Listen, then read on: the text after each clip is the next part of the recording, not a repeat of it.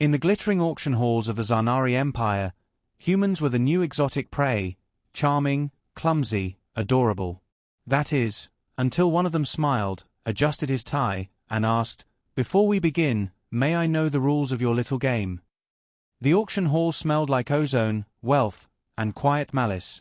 Veltari Prime, a jungle moon turned bloodsport arena, buzzed with 1,000 languages, all echoing the same smug sentiment: humans are fun to hunt. The elite gathered, mantid warlords in jeweled carapaces, Zarnari nobles in silk and slime, and silicon-brain tacticians who calculated pain like probability. In the center, caged but unshackled, stood Elias Quinn. Human. Mid-30s. Clean-cut. Dressed not in survival gear but in a tailored navy blue suit. No weapons. Just a thermos of tea, a notebook, and a smile you could sharpen steel on. "Does he even know what this is?" murmured a spindly Talviran merchant, 6 eyes blinking out of sync. "Oh, he knows," chuckled the Zarnari host, Lord Varkosh. He volunteered. The room went quiet. Varkosh stepped onto the platform. "Esteemed Apexes, we welcome a most unusual addition to this season's grand hunt. Species: Homo sapiens. Designation: human. Earth-born. Curiously, willing." All eyes turned to Elias. He sipped his tea. "I do have one question before we begin." Varkosh raised an amused brow ridge. "Yes." Elias gestured lightly toward the towering display screens listing rules, scoring metrics, and kill bonuses. "Do you prefer your prey running, hiding, or fighting back?" A low ripple of laughter moved through the hall. "However you'd like to die, little human," Varkosh purred, "we're very accommodating."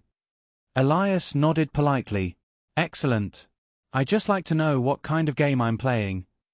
He was dropped into the jungle at dawn. Mist clung low, the trees towered in unnatural geometry, and the air was thick with spore scent and the distant shrieks of something being eaten. Above him, satellites watched. Below, the planet mapped itself in real time, feeding terrain data to the hunters preparing to land. Elias knelt in the mud, carefully unzipping a slim pouch from his inner jacket. Inside, one folded drone, a sharpened carbon filament wire, and a chess piece, a black knight. He placed the knight on a nearby stump and stared at it. "Let's begin." By midday, the first team landed. 3 Roxan mercenaries, skin like volcanic rock, armored and armed with plasma spears. Trained, brutal, confident. Their scan grids showed clear heat signatures moving west, slow, untrained, classic prey pattern. They moved in. Then, a detonation. Their commander's torso was found hanging from a tree branch, plasma spear buried in his own chest. Pinned to the bark with a ceramic spike, a note. "Apologies. Wrong turn. I do hope your friend didn't suffer." "EQ." "That's impossible," Varkosh snarled, slamming a claw into the holotable. "Humans are barely tool-using mammals." The Talviran analyst, all nerves and antennae, flicked through satellite footage, most of which had gone dark. "Sir, he's moving against the wind, disrupting drone signals, using thermal refraction. The only beings with that capability are Tier 4 tacticians." Varkosh blinked slowly. "That's not a prey profile." "No, sir. That's a hunter profile." In the forest, Elias was humming. Not a war song. Not anything threatening. Just an old Sinatra tune, half-whistled as he cleaned his wire with a bit of cloth. He moved casually, leaving decoys in the underbrush, rerouting heat from captured prey bots, setting up primitive but effective traps. He wasn't surviving. He was curating the experience. His second kill came with even less ceremony. A Vari sniper who'd cloaked in the upper canopy found her harness cut mid-shot. She plummeted 40 meters, hit every branch on the way down, and landed head-first into a precisely angled spike trap. A single white flower was placed beside her corpse. With a note. "Gravity's a harsh teacher." Across the galaxy, the footage leaked. Someone, somehow, was broadcasting select clips off-world. A growing audience now watched the fragile human dismantle elite killers with surgical calm. Fan forums lit up. Hashtags spread. One phrase repeated in increasing frequency.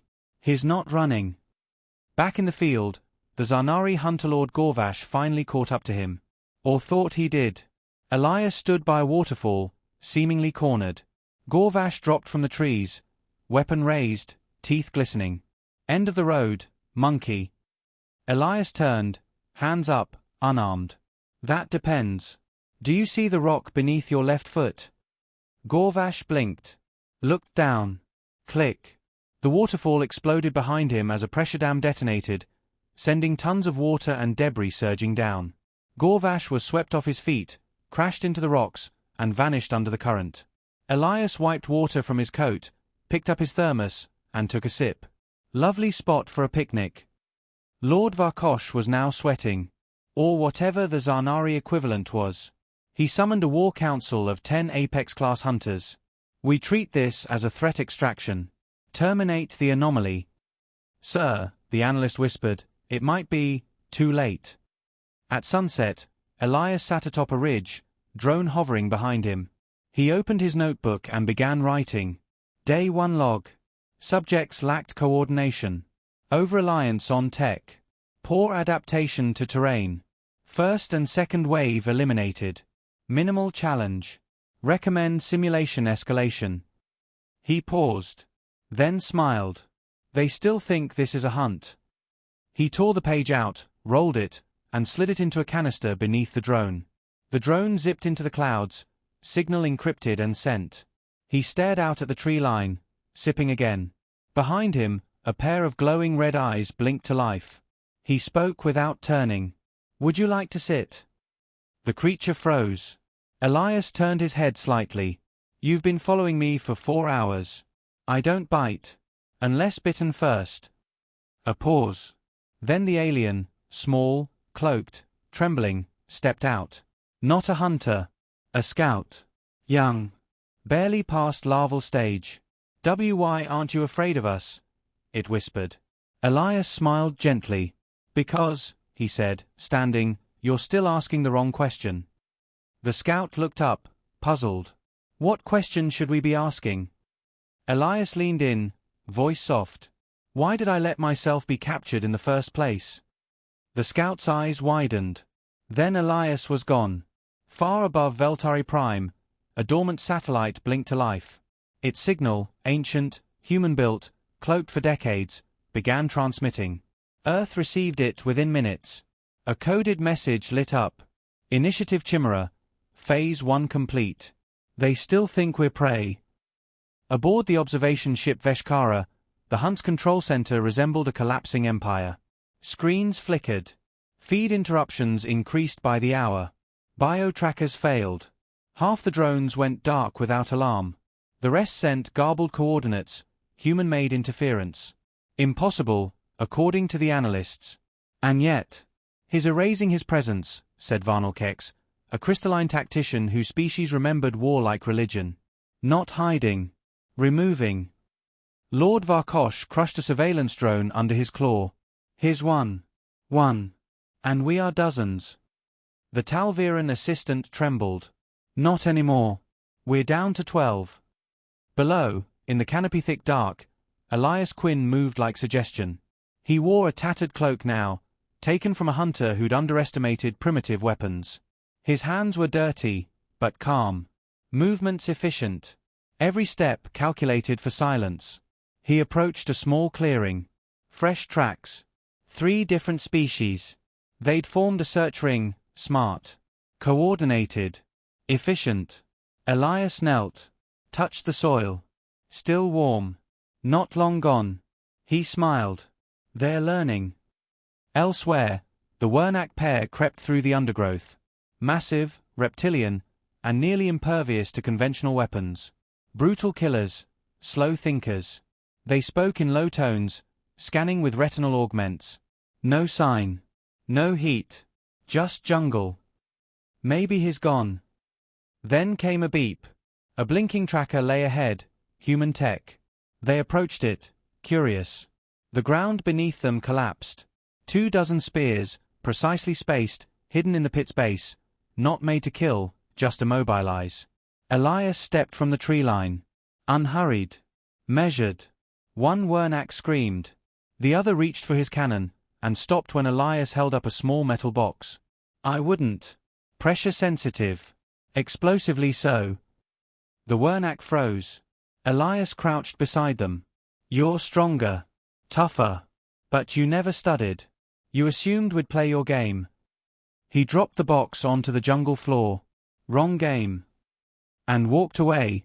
The explosion was oddly elegant. A brief flash, a contained detonation. Surgical. Back in orbit. Panic crept into strategy. The alien analyst dragged a claw across the galaxy map, linking disappearances. He isn't just escaping. He's leading us. One by one. Where? Varkosh growled. The analyst looked up. That's the question. He's choosing the battlefield. Each time. At midnight, it rained. Not the acidic storms Veltari was known for, a rare freshwater deluge. Elias sat under a half-built shelter, sharpening the edge of a broken energy blade with a wet stone. Sparks flicked as steel kissed steel. Across from him sat a new companion, a captured Yrel scout. Bound, conscious, silent. Elias offered him water. The Yrel refused. Suit yourself. The Yrel narrowed his many eyes. What are you? Elias didn't answer immediately. He tested the blade on his palm. Clean slice, no hesitation. You're thinking like a hunter, he said finally. Tracking. Stalking. Conquering. And you aren't. I'm adapting. He leaned in. You study prey. We became predators. Not from strength, but necessity. Every creature that tried to kill us taught us something. And we remembered everything. The Yrel swallowed. Why this? Why let yourself be taken? Elias stood. Observation. Calibration. Rehearsal. He glanced toward the clouds. And because some doors only open from the inside. 3 more hunters vanished by morning. One dissolved in corrosive fungus, accidentally released by stepping where Elias had clearly marked with a harmless red ribbon. Another drowned in his own filtration suit after Elias reversed its chemical intake. The third simply disappeared. No trace. No kill record. Just gone. Now, whispers spread through the command ship. He's not killing. He's dismantling. We're being studied. What if this is the test? Some still denied the truth. He's mortal. He bleeds, spat Varkosh. So does a virus, murmured Varnalkex. The others fell silent. Aboard the observation ship, a desperate plan formed: orbital scan and vaporize. Flatten the jungle. End the game. Non-compliance with hunt ethics, objected illegal AI. Would trigger treaty violations. I'll pay the fines, Varkosh hissed. But it was already too late. Systems failed, communications, sensors, targeting. Human code. Embedded weeks ago. Waiting. What is this? An engineer cried. The screen flickered. Black and white. Grainy. Elias's face appeared. He was calm. Polite. Hello. Gasps rippled through the command crew. Elias smiled. I'd like to offer my feedback on your little game. Quite the event. Good food, dramatic lighting, exceptional failure in securing your communications grid. He held up the knight chess piece.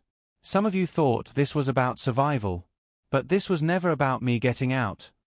He leaned closer to the camera. It was about me getting in. Static cut the feed. Panic turned to fury. Varkosh screamed orders. Deploy remaining troops. Burn the jungle. Hunt him in teams of 5. No rules. No mercy. But no orders reached the surface. Elias had severed the uplink. The hunters were now just participants. Alone. Uncoordinated. Isolated. Exactly as he wanted.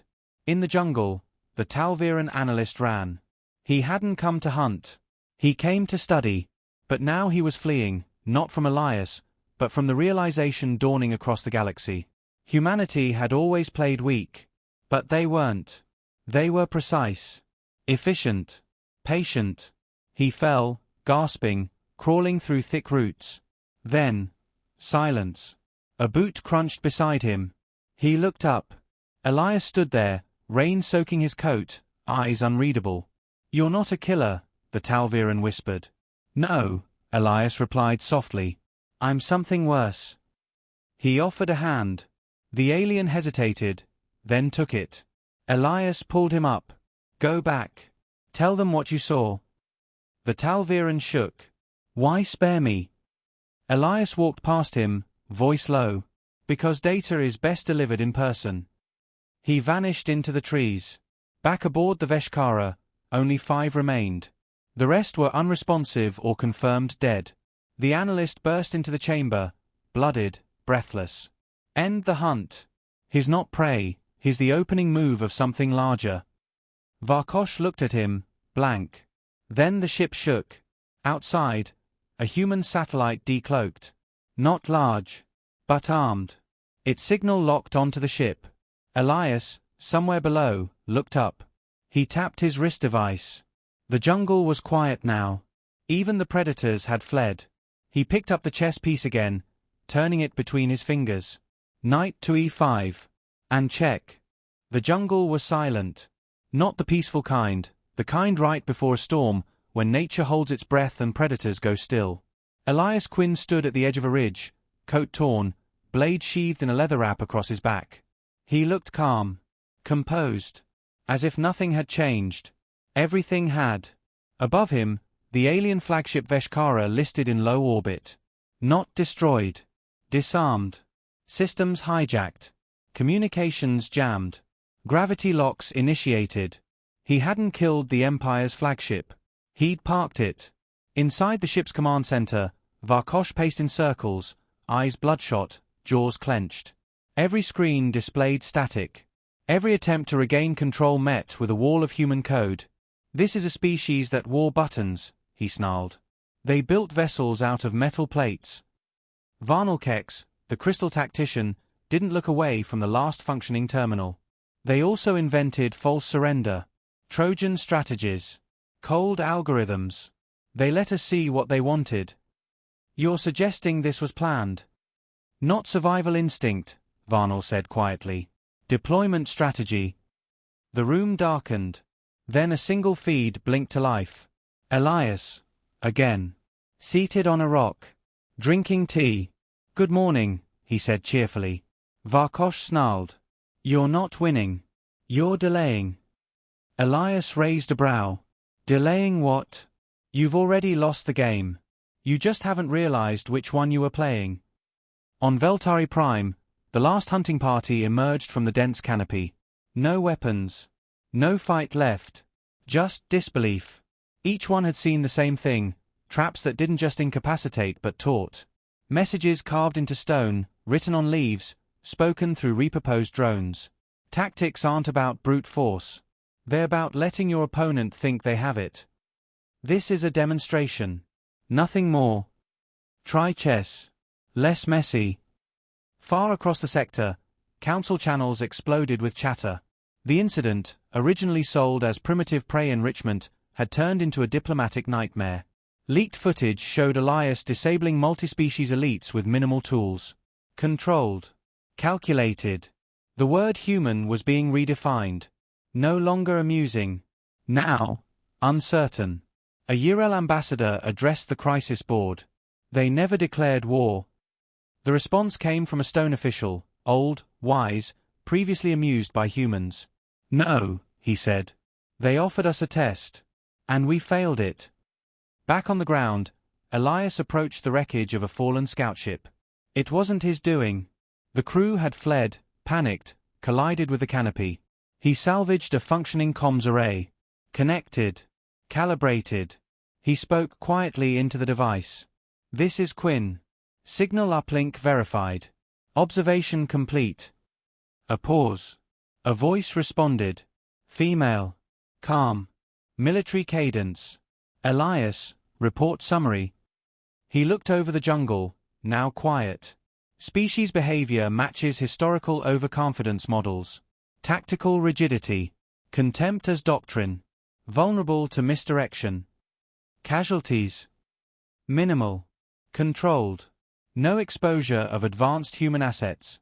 Leverage remains intact. And morale. He glanced up at the drifting Veshkara. Rattled. Severely. Initiative Chimera, Phase 2. He hesitated. Then, Pending final trigger. Authorization required. Stand by. Command reviewing final step. The line cut. He folded the antenna, stretched his arms, and exhaled. One more move left.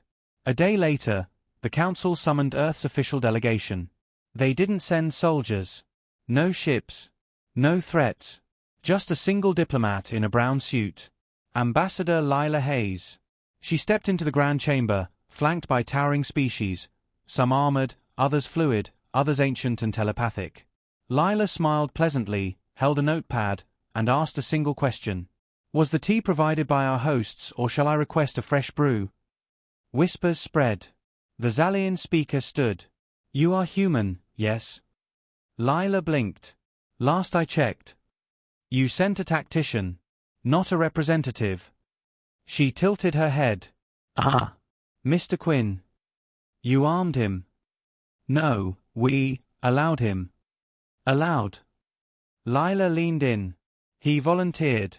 We simply didn't stop him. The chamber went quiet.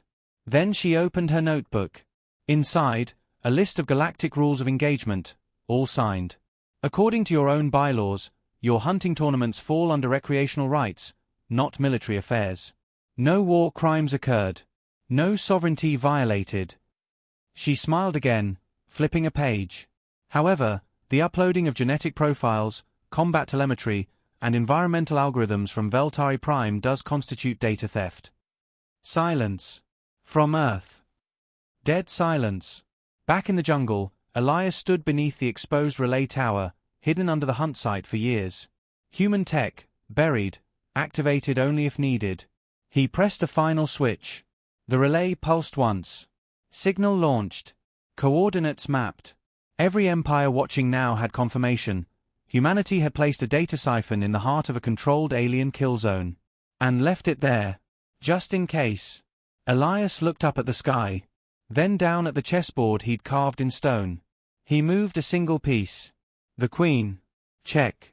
Aboard Veshkara, systems flickered once more. One terminal came to life. It played a final message. Elias's voice. Consider this a courtesy. A lesson. We were never prey. You just weren't interesting enough to study. Until now. Polite advice.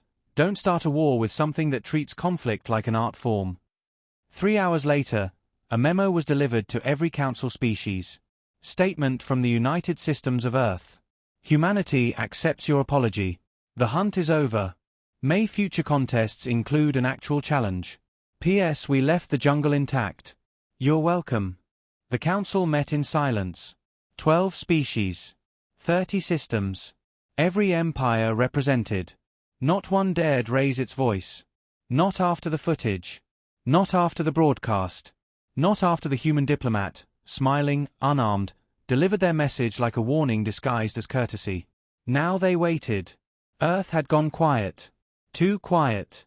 Elias Quinn walked through the abandoned camp on Veltari Prime, hands behind his back. Each structure, once a command post, now sat in pieces, taken apart by his own hand, reassembled into signal nodes, traps, or tools. He moved without urgency, like a man finishing a checklist. His coat was still torn. His eyes were still calm. In one hand, he carried a pouch, nothing inside but a single black knight, carved from obsidian. He stopped by the chessboard etched into the stone. 2 pieces remained, the knight and the king. He didn't move them. Instead, he turned to the crater behind him, the relay tower's remains, and tapped a device on his wrist. Phase 2 is prepped. Standing by for final clearance. Silence. Then. Authorization granted. Proceed. He blinked once. Understood. And the final move began. Orbiting Veltari Prime, cloaked just beyond sensor range, the Peregrine sat still, Earth's Black Ops reconnaissance vessel. No lights. No signal. No name on the hull. Inside, Admiral Raya stepped forward, arms crossed, eyes locked on a console flashing with live updates. Target grid locked. Signal distribution. 99.7%. Galactic RE uplink breached. A junior officer turned. Admiral, it worked. Of course it did, she said. He never planned to win the hunt. Then what was the mission? Raya tapped the table. He was bait. While the galaxy hunted Elias, Earth had watched. Listened. Mapped every frequency, protocol, relay node, surveillance method. The hunt had been the opening act. The real operation was Chimera, a full-spectrum infiltration of galactic data networks through exposed hunting infrastructure. What the aliens thought was a primitive species wandering a jungle was, in truth, a high-level infiltration disguised as sport. Every kill, a calculated distraction. Every step, a broadcast ping. Every polite note Elias left, a packet of code. On Council Prime, chaos spread. The Corran strategist hissed, they accessed our defense grid. The Zarnari high seat slammed a claw. They've planted nothing. We'd know. The Talviran speaker lifted a datapad, shaking. Every major server array reports partial overwrites. Not full breaches, something worse. Worse. Triggers. Keys. Like, dormant code waiting for a signal. A projection played above them, human footage. Elias's face. His final transmission. This isn't retaliation. That would be messy. Inefficient. This is demonstration. Reminder. Humanity is not prey. We are process. Quiet. Patient. And when threatened, we don't lash out. We rewire. Silence. Then he smiled. This is the part where you realize, we've already left. Elias stood now on a small clearing carved from jungle. The extraction zone. A single shuttle descended. Sleek. Quiet. It landed with surgical grace. He climbed aboard without a glance back. Inside, 2 crew members, 1 AI system, 1 cup of hot tea already waiting. Mr. Quinn, the AI chirped. Mission duration, 3 days, 7 hours. Confirm successful extraction. He sipped. Confirmed. Would you like a debrief? Later. The AI paused. Galactic Council has elevated Earth's threat index. Would you like to transmit a clarification statement? He considered. No. Let them guess. The door sealed. The shuttle rose. Back on Earth, in a conference room buried under kilometers of reinforced stone, 6 people sat around a circular table. No names. No titles. Just results. A holoscreen played council feeds, arguments, panic, new emergency protocols. One man leaned back. They'll retaliate. No, said the woman at the head of the table. They'll overcorrect. Mistrust each other. They'll fortify the wrong systems. Watch the wrong borders. The youngest among them raised a brow. And what if they don't? The woman smiled. Then we test phase 3. They all turned to the center of the table. A board. Chess again. Except here, only one piece sat on it. A black knight. Meanwhile, on Council Prime, a closed-door emergency session was called. No public records. No diplomats. Just leaders. We underestimated them, said the Stone Elder.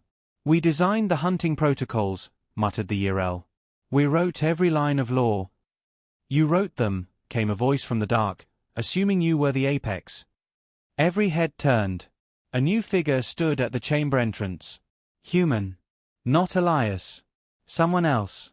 A woman in grey. Her eyes unreadable. No guards had seen her enter. No alarms triggered. She stepped forward.